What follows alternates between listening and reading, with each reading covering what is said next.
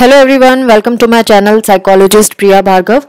Today we are going to start part 1 of Unit 1, Block 4, MPCE 031. That is MAPC second year students who have opted for Organizational Psychology.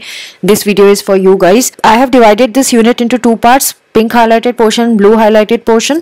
Part 1 will cover pink highlighted portion and the link of these videos you will get in the description section, so kindly check the description section. So आज की unit का name है Principles and Processes of Learning and today we are going to study about theories of learning. So सबसे पहली बात आती है कि learning होता क्या है. लर्निंग हमने सुना है बचपन से ही, हम लोगों को यही बोला जाता है कि लर्न करो, ये लर्न कर लो, इसको अच्छे से प्रैक्टिस कर लो. So what is learning? Learning एक साइकोलॉजिकल प्रोसेस है जिसमें हमारा ऑर्गेनाइजेशनल बिहेवियर जो हम पढ़ते हैं उसका बहुत सारा पार्ट आता है. हम जितनी भी वोकेशनल स्किल्स सीखते हैं, अपना कोई नई चीज़ सीखते हैं, कोई नई ट्रेनिंग लेते हैं, उस सब में ही हमारा ये साइकोलॉजिकल एस्पेक्ट यूज़ होता है. जैसे हमारा बिहेवियर चेंज करना या एम्प्लॉयज़ को मैनेज करना सो दैट अच्छे से प्रोडक्टिविटी हो जॉब सिचुएशन में, ये सारी चीज़ें लर्निंग से ही रिलेटेड होती है. सो अब हम सबसे पहले लर्निंग की डेफिनेशन समझेंगे कि क्या कहती है लर्निंग. सो जैसे सपोज कोई मैनेजर है ऑफिस में, वो चाहता है कि एम्प्लॉयज़ जो हैं सही से बिहेव करें और प्रोडक्टिविटी इम्प्रूव करें. सो अब उनको सबसे पहले तो यही समझना पड़ेगा कि एम्प्लॉय किस सिचुएशन में किस तरह से बिहेव करते हैं. सो पहले तो वो जानना चाहता है कि कैसे बिहेव करते हैं, फिर उस बिहेवियर को वो मैनेज भी करना चाहता है क्योंकि मैनेजर का काम ही है कि एम्प्लॉयज़ को मैनेज करे. और उसको समझने के लिए उनको उनके बिहेवियर को अच्छे से ऑब्जर्व करना पड़ेगा. तो लर्निंग को हम इस तरह से डिफाइन कर सकते हैं कि ये एक परमानेंट चेंज होता है बिहेवियर में, जो तब होता है जब इंसान कुछ एक्सपीरियंस करता है. अब एक्सपीरियंस पॉजिटिव भी हो सकता है, नेगेटिव भी हो सकता है.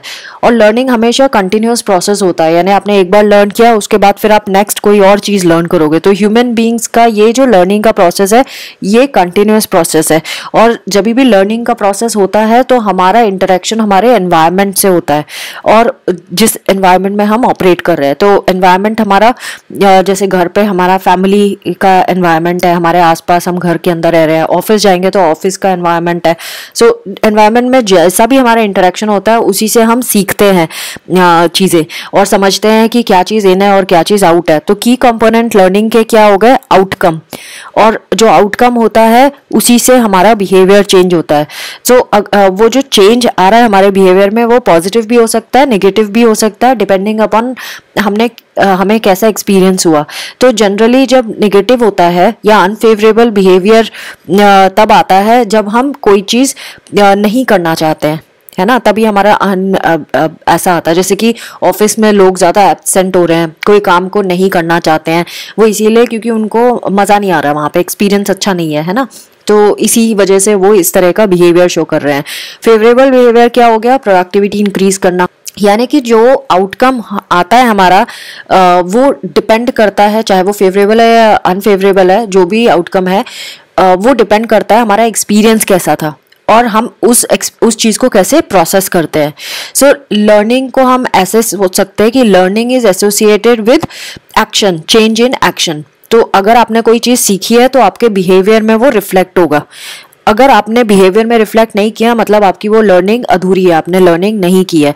सो अगर किसी के भी थॉट प्रोसेस में या एटीट्यूड में चेंज आता है तो वो बिहेवियरल चेंज भी शो करेगा. और अगर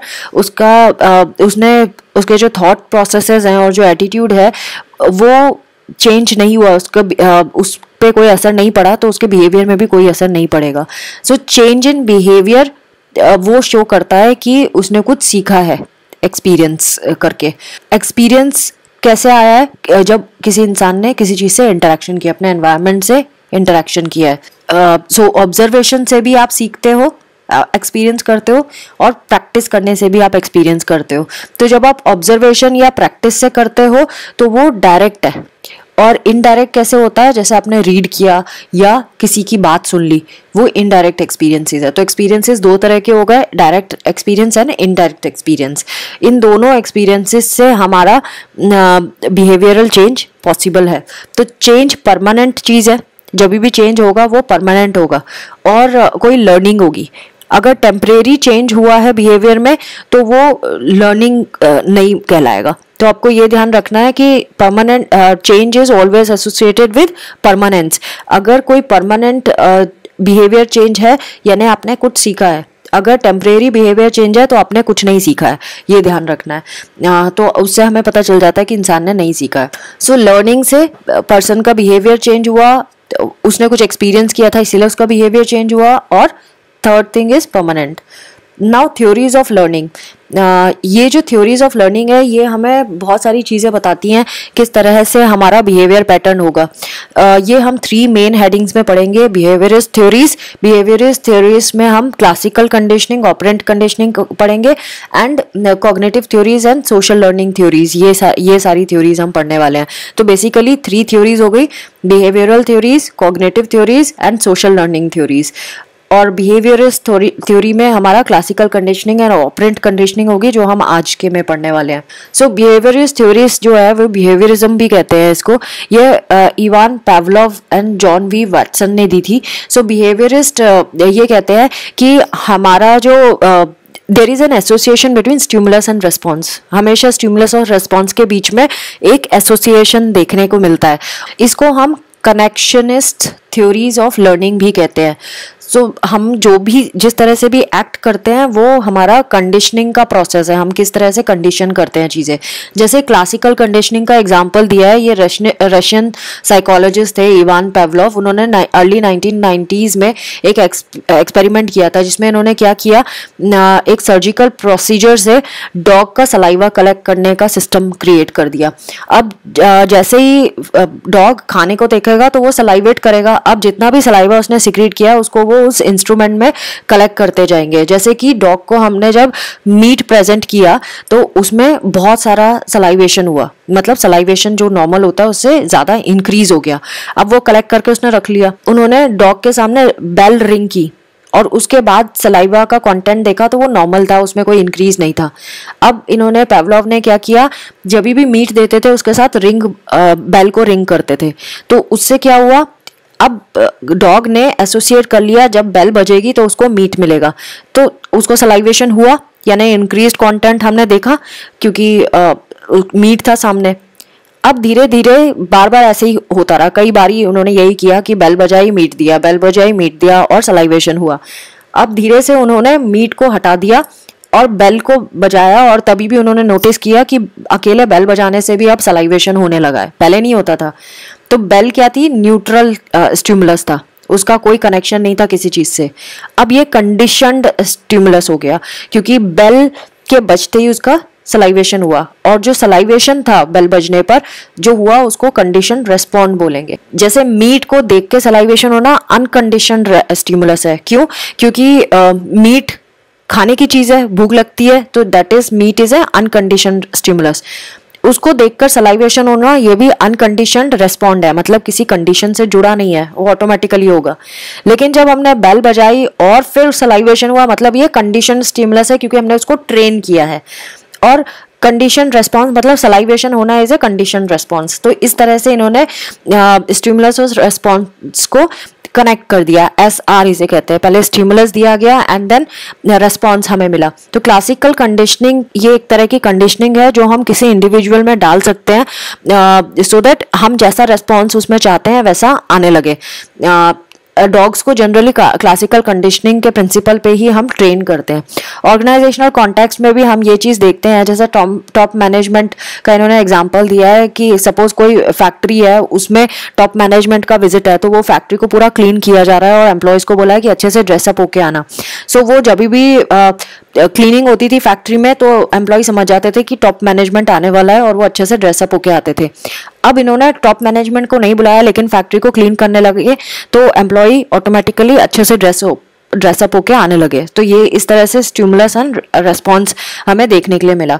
इसको क्रिटिसाइज भी किया गया है क्योंकि ये एक है ना ऑटोमेटिक रिएक्शन नहीं है, रिफ्लेक्सिव बिहेवियर है, इस तरह से इसको क्रिटिसाइज किया गया। सेल्फ रीडिंग इज मस्ट, तो मैं ओवरव्यू बता रही हूँ, जब आप पढ़ोगे तो आपको मजा आएगा पढ़ने में। Next is operant conditioning. Operant conditioning जो है ये वॉलंटरी या लर्नड बिहेवियर के ऊपर बेस्ड है। ये रिफ्लेक्सिव बिहेवियर या अनलर्न बिहेवियर का कुछ नहीं है ऐसा। सो ये BF स्किनर ने दी थी। इसमें इन्होंने बोला था कि लोग लर्न करते हैं किसी पर्टिकुलर बिहेवियर को डिपेंडिंग अपॉन उनको उसके बदले में मिलता क्या है, रिटर्न क्या होता है। तो ये टाइप ऑफ कंडीशनिंग है जहाँ पे डिजायर्ड वॉलंटरी बिहेवियर होता है और वो उसकी वजह से उनको रिवार्ड मिलता है।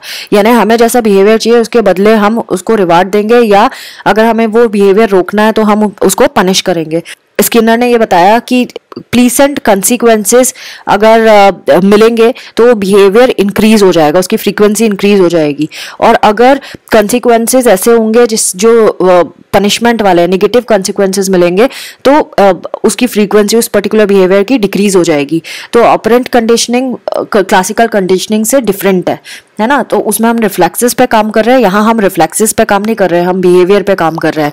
और अगेन जैसे मैंने बताया कि वो स्टिमुलस पे बेस्ड है, स्टिमुलस पे नहीं है, बिहेवियर पे बेस्ड है।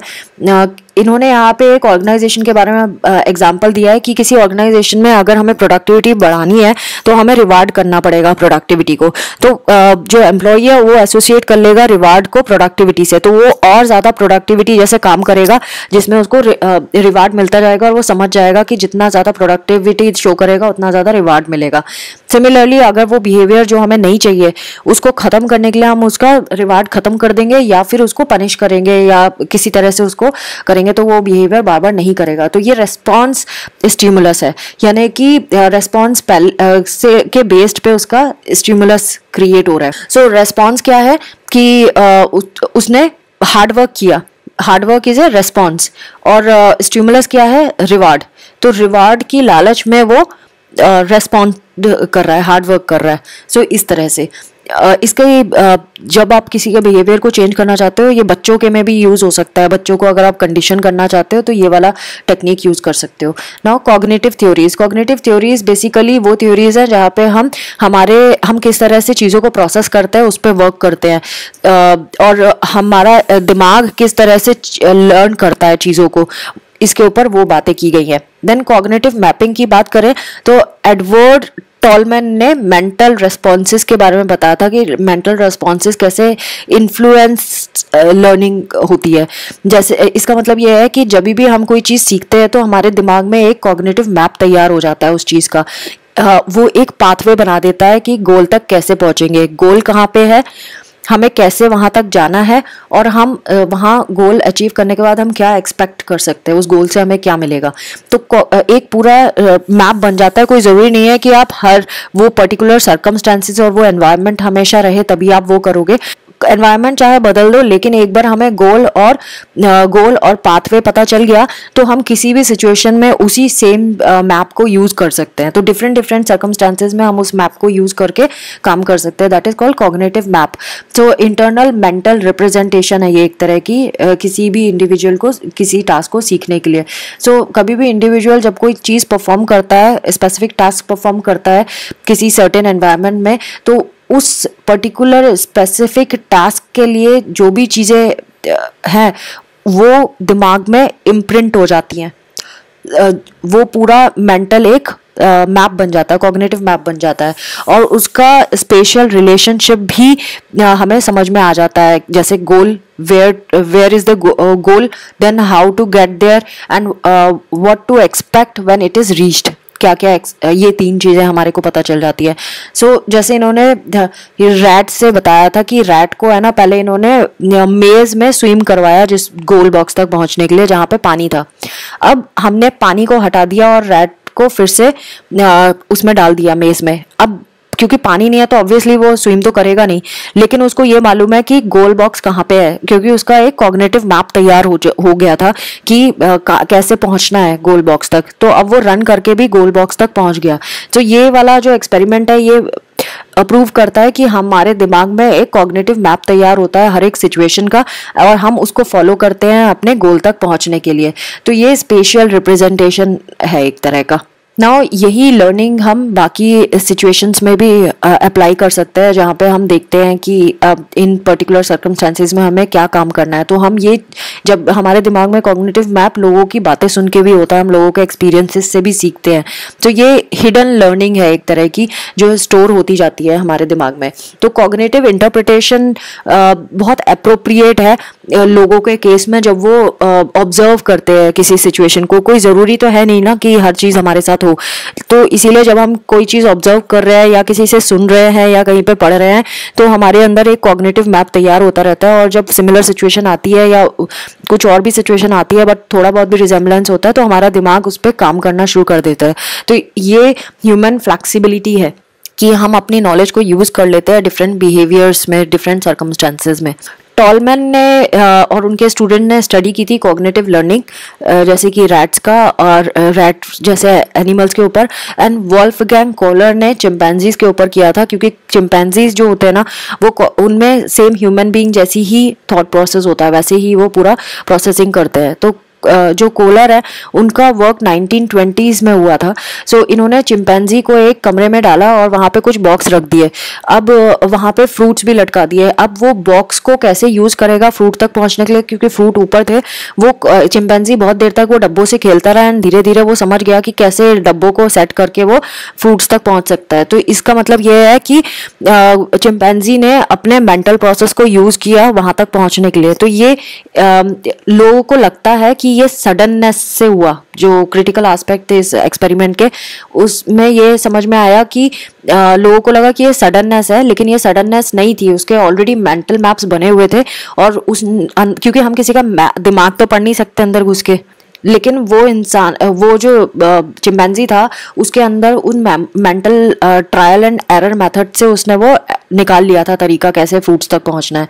फिर सेकंड हमने जो क्रिटिकल एस्पेक्ट देखा चिंपैंजी के सॉल्यूशन का, इट्स अवेलेबिलिटी वंस डिस्कवर्ड, कि वो हर बार एक बार ही जब उसको पता चल गया कि बॉक्स को एक के ऊपर एक रखा जा सकता है, तो वो अब अपने आप ही उन बॉक्सेस को अपने तरीके से रखना शुरू कर दिया। यानी कि एक बार जो आपने सीखा है जिस चीज़ को, वो आप बार बार अप्लाई कर सकते हो। एंड इट्स ट्रांसफरेबिलिटी, यानी कि एक चीज़ जो आपने सीखी है उसको अलग अलग सिचुएशन में आप लगा सकते हो, ऐसा नहीं है कि एक ही पर्टिकुलर सिचुएशन में लगाओगे। तो कॉलर ने यही कहा कि जो चिंपैंजीज के सॉल्यूशंस थे वो मेंटल ट्रायल एंड एरर को रिफ्लेक्ट करते हैं, और जो एनिमल है उसने मेंटल रिप्रेजेंटेशन बना लिया था प्रॉब्लम का, और उसके कंपोनेंट्स को कैसे मैनिपुलेट करना है वो भी वो बना चुका था, और वो इसीलिए सॉल्यूशंस तक पहुंचा कि फ्रूट्स तक कैसे पहुंचना है। तो ये रियल वर्ल्ड में भी हम इसी तरह से एक्ट करते हैं। तो जो सॉल्यूशन जिसको हम सडन बोल रहे थे, वो एक्चुअली सडन नहीं था, वो उसका मेंटल प्रोसेस था, जिसको हम रिसर्चर्स ऑलरेडी झांक के नहीं ऑब्वियसली नहीं देख सकते हैं झांक के, राइट। तो ये इस सेक्शन में बताया। तो friends, this was all about part 1 of unit 1 block 4 MPCE 031। ये फ्रेमवर्क था जो मैंने एक्सप्लेन किया, आप एक बार खुद से भी पढ़ना तो आपको बहुत अच्छे से समझ आ जाएगा। बहुत इंटरेस्टिंग टॉपिक है। And do not forget to subscribe, like and share my videos with rest of the students. Thanks for watching, take care of yourself, bye bye.